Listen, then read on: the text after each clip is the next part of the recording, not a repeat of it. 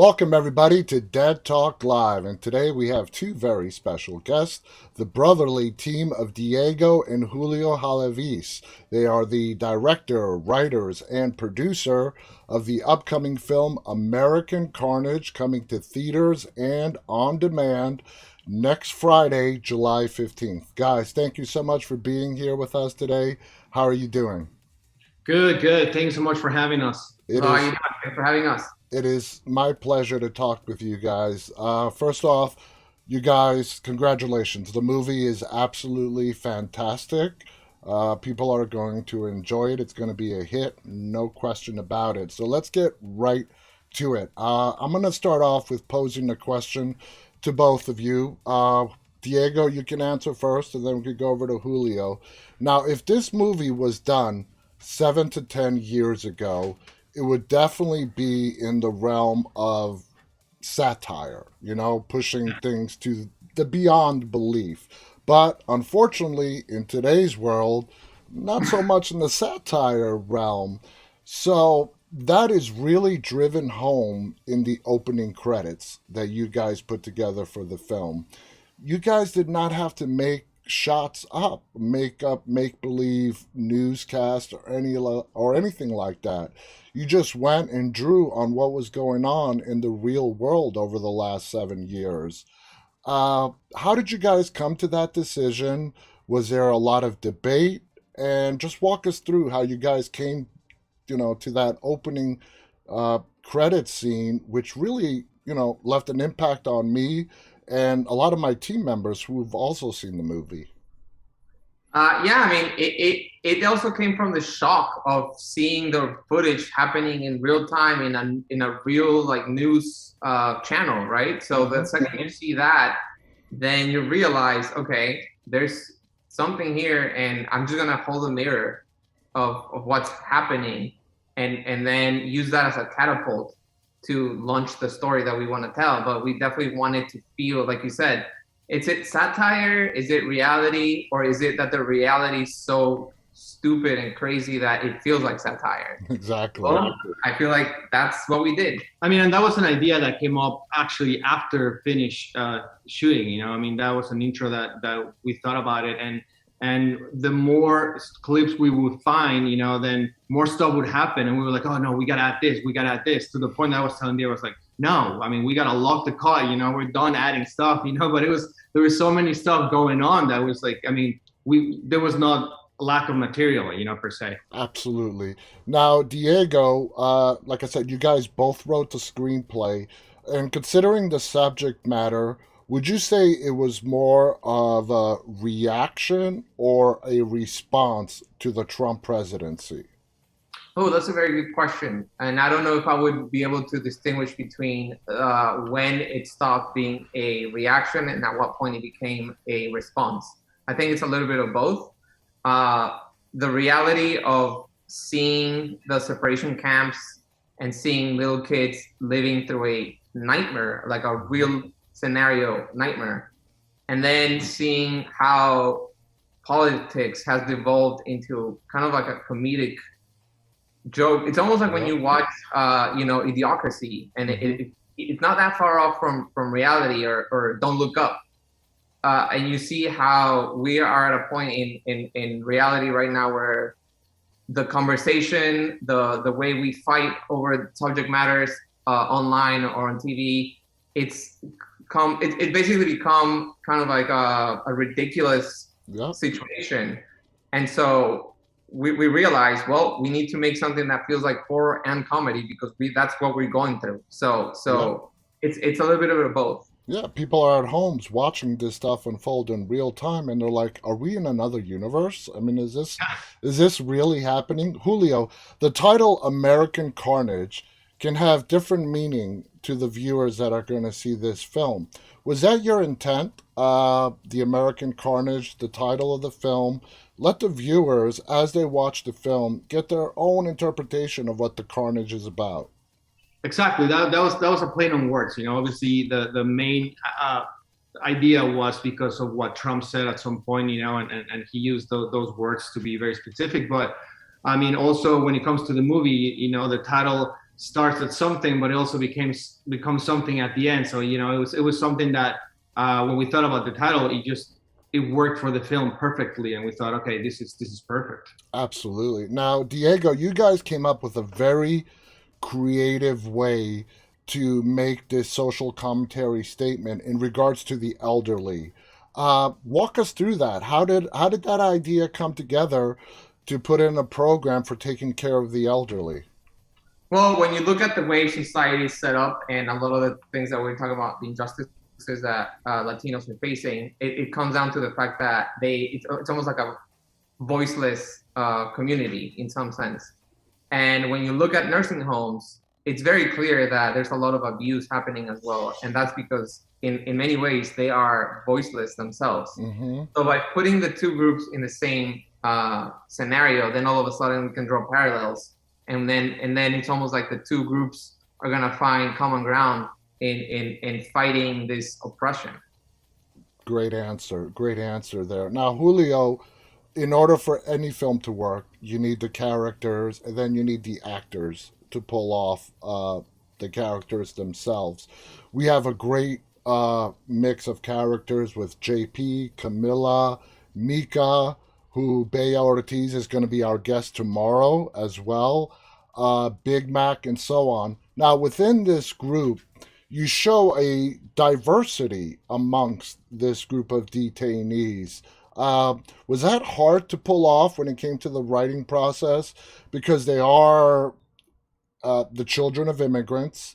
They're all in this detention facility. They have to go through this program together, but you want to make them their own individual personalities. Was that a challenge in writing the characters?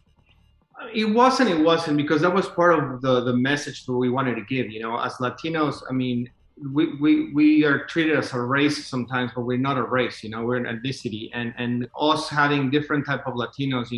Either white Latinos, more darker Latinos, brown Latinos, Afro American Latinos, and also the different type of personalities. I mean, we wanted to showcase that's what Latino is. We come in different sizes, colors, flavors, and it was important for us because, as you know, Hollywood sometimes is very stereotypical in the type of Latinos that you see. And we wanted to showcase a little bit more of like the different range of Latinos that there is, because we think that's important to have all the representation in Hollywood. I love that. And one of my favorite lines in the movie is when Big Mac is being questioned and he says, "Am I being arrested because I'm black or Latino?" I love that line. I think that line nails it right on the head. Now, Diego, the character of Mr. Phillips has a very violent episode in the film. Did you work closely with the actor Troy James on how you wanted that scene to progress? Yes. There was a lot of conversation as to how to evolve the blocking of that sequence. And so the first thing that we did was he kind of showed me what he's capable of doing. And then we kind of rewrote and rearranged the scene in order to have a progression of how that's going to happen. And, we did a couple of rehearsals with my iPhone, and, we put a little, pre-version of the scene together. And then, of course, on the day of the shooting, because now you're adding makeup and you're adding prosthetics and you have lights, everything goes out the window. And then you have to kind of like, fight reality versus expectation. Exactly. But because Troy is such a champ and he's a true professional of his own art, he definitely was on point every single time. And even if we had like technical issues while filming, he was always on point, and that allowed us to be able to achieve what would take multiple days on a very expensive shoot. We were able to achieve in a few hours as an independent film with very little VFX. Yeah, exactly. That actually leads me to a question that I wanted to ask you guys. You guys have worked on prior projects together. When it came to casting American Carnage, just the casting process, are you guys both active, or is because Diego, the director, does he have the final say? Is it an equal say between both of you guys? I mean, any one of you can answer this. How do you guys work together when it comes to casting a movie? Yeah, I think creatively, we always are like 50-50 in the sense of like, even when I'm directing, he's always sitting next to me and we're always having this creative collaboration. I think when it came down to the casting, it was very easy for both of us to say yes to all of them, because there was never an argument of like, we should choose this actor over this other actor. Like, we were very in tune. And I think it just came down to like the actors that we ended up going for, they understood perfectly what was asked of them, and they each bring their own flair. And that's one thing that we wanted to make sure is, you know, once we wrote the script and once we had the characters that we wanted, we were also open-minded about, you know, improvisation and what they can bring to the table, what things that we haven't thought of can they, you know, bring to the story. That way, you know, it feels more authentic. And as a matter of fact, the line that you mentioned about Alan Maldonado, Big Mac saying, "Am I here because I'm Black or I'm Latino?" That line that wasn't on the script. And when we were shooting this, he came up to me and he asked me about it, and I was like, "That's genius! Like, let's use that." So you know, there's a lot of collaboration and seeing how someone can just elevate the material because their experience brings a point of view that you know you don't have. But he's like, "Hey, let me say this, and I think it's gonna work out." And when he said it, I was like, "Oh, this is gonna be in the trailer." And as you know, it's on the trailer. That's awesome. You guys did a great job bringing in fresh, new, young faces, as well as veterans like Eric Dane, to bring together this cast. Now, Julio, this movie touches on some pretty horrific topics, experimentation and cannibalism. We're not going to give away any spoilers, but in the terms when it came to the cannibalism part, what really pushed you guys to go there, to go to that direction? I mean, when we were talking about doing this movie and we were writing this movie, I mean, we knew that we had to go all the way out. Like, I mean, it was not like, oh, let's just do something, you know, a little bit. No, you had to go all the way out, you know, and it was just a way to kind of show how like a social class can eat another social class in a way. But I mean, we said, well, let's take it there and show, you know, show that, you know, and that's why we decided to take it to the cannibalism aspect of it, and that's why we did it that way. Awesome. Now, the machine that's shown in the film is very impressive. Did you guys had to have that built for you? Was it just an old machine that with fancy camera work, you made it do what you wanted it to do? Tell us about that, you know, cannibalistic machine that's in the film. Yeah, it's a combination of all the things you mentioned. So we found an old machine. It was inside this warehouse. I believe it was a rifle factory, if I'm not wrong. It was a rifle factory from, I don't know what, you know, in Spain, you know, I don't know what time, but yeah. It was... and so what we did then is we repurposed a lot of the machinery, the conveyor belt, and then we dressed it in certain parts to, you know, make it, you know, extend it and make it look like it's longer, and adding other parts. And then there's parts that are enhanced with VFX. Yeah. So it's a combination of lighting, VFX, prosthetics, prop design, set, and it's just the movie magic of it. But yeah, we didn't start from scratch. We had something to work with to start off. I mean, as you know, in indie movies, you know, you can't, it's stuff that's got from scratch. So we needed to find something that was already there in a way. You know, we looked at different options. Even we like looking at slaughterhouses and stuff like that. But I mean, this worked out great. It did. Now, Julio, the underlying theme of American Carnage is immigration. Okay, a very serious topic. It's been raging for a very long time in America. Was it your guys' intention to show people who are not facing the struggles of being on the wrong end of immigration, for lack of a better term, to show them a different point of view and say, look, policies are hurting families. Policies are separating families. Was that the message that you guys were trying to get across, or a part of the message? Yeah, absolutely. I mean, that was part of the message. I mean, us as immigrants, you know, it's hurtful when you see separation of families, you know. I mean, as Latinos, you know, family is very important, and seeing the separation of families in the border was something that hit us in a way, you know, and we wanted to talk about it. We wanted to send a message out there, but we don't want to be preachy about it. We wanted to, do it in a digestible, fun way, but at the same time start a conversation. But I mean, definitely, the message is like, we have to be better with each other, as human beings, because this type of policies and this type of stuff that happens, immigration, not only in the United States, but also in Latin America, but also we see it in Spain and stuff like that.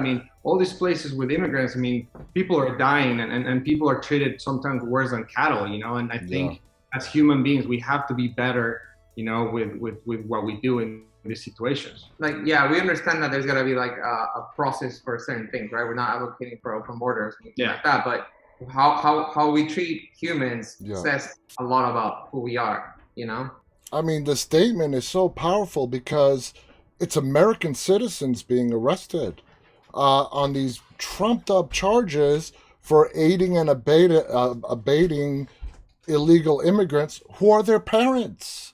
It's just so absurd, but yet it's real. It's real. It happens. Now, you guys are brothers. You guys have been working together probably for your entire lifetimes. When you guys work together, first off, Diego, are you always the one behind the camera as a director, or do you guys alternate? So I usually I'm the director, but he's always sitting next to me in the directing booth. So we're always talking. It's just, I feel like maybe, I have a little bit more of a, I like to throw myself on set. Julio likes to sometimes watch from the monitor. And then that way we have different vantage points, because a lot of the times I'll be on set and I won't be looking at the monitor, because I'll be like, in the scene with the actors. And then he'll see something that I'm not seeing. Mm-hmm. And so I'm always going back and forth between, the set and the director's monitor, because he's paying attention to things. He thinks different than I do, right? Yeah. So sometimes I'll be focused too much on one thing, and then he pays attention to something else, and then he'll bring it up to me. And so I feel like it's almost like a safeguard that I have in terms of like having more eyes on the material. You guys complement each other. What's missed is picked up by the other one. And look, definitely Diego is the one that has a more vision when it comes to that, and he's very technical, and he likes to move the camera a lot. He knows what he wants to do with that, and I come more of an overall creative approach. Like he's more detail oriented when it comes to that. And I think that those are the strengths that we have, and like you said, we complement each other, and everyone does what they do best in a way. Exactly. Now, how long did it take you guys from the completion of the script to actually finish shooting this film? I heard that it took a while. It took several years to make this thing happen. How long of a time are we talking about? From finishing the script to finishing the movie, we're talking about like 3.5, 4 years, maybe 3. A while. As you know, indie movies are tough, and getting them out there and getting the right people to read the script, it's just tough. So we had a lot of obstacles, especially with the subject matter, especially with what we wanted to do. But at the end of the day, we just didn't want to give up, and we knew that we had something special, and the response, was great from certain people, and we said like, okay, we have something good, we have to make this happen somehow. But yeah, it did took a little bit of time for sure. It also didn't help that COVID hit. Yeah. That was so no one was prepared for that, and that kind of threw a wrench into everything. The post-production was a nightmare. So the movie is coming out in 8 days, Friday, July 15th. It is coming out simultaneously in select theaters and digital and on demand. As far as the theater aspect, are we just talking about major cities like New York, Los Angeles, in case people are living in those cities and they want to check it out? What are we talking about? New York, Los Angeles, Chicago? Correct. Exactly what you're saying. Just the major cities. We have all the cities on our Instagram. It's posted there on what cities. But it's only the major cities. As you know, it's tough to get an indie movie right now in theaters to compete against the big boys. But if you want to catch it in one of the theaters, it's in the major cities: New York, Chicago, LA. Now, you guys, our audience out there, check out the American Carnage Instagram account. It's American Carnage Movie on Instagram, and you guys can get all the information. Again, this movie is profound. You will love it. Doesn't matter where you sit on the spectrum, it will have an impact on you. I recommend to everybody who's watching this show, whether you're watching live or be watching this later on, check out American Carnage. It's coming out July 15th. It's coming out in theaters. If you want to go out and you live in the cities where this movie's hitting the theater, go check it out in the theater. If you don't, it will be available on demand as well.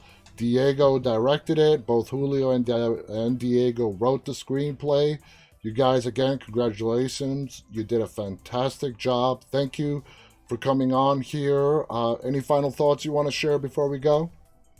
Well, first of all, thank you so much for having us. And yeah, everyone, please go out and watch it, support an indie movie, and if you like it or not, we always love to hear the criticism or the praises, but as long as you watch it, it's all that matters. It's all that matters.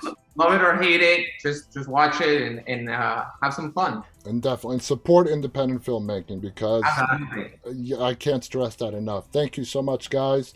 Thank you so much. Absolutely. To all of our audience who are tuning in again live and watching this later on, thank you so much for tuning in. Again, thank you to Diego and Julio. Until next time, on behalf of all of us, stay safe and stay walking. Bye, everybody. Thank you. Take care.